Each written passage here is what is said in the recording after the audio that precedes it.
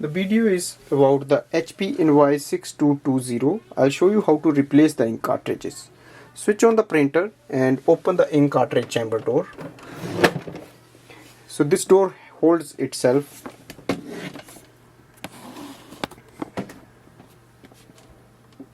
So ink cartridges are here, as you can see. So press this down and you can simply take the ink cartridge out. You need to buy ink cartridge number 64, and the black will go to the black side and the color will go to the color side. So simply push it in. So place it here, push it in, you will hear a lock sound. That means your ink cartridge is installed properly. So once you install the ink cartridge, simply push the door down and check on the display screen if there is any message regarding error or anything else, and then you are ready to use this printer. Thanks for watching.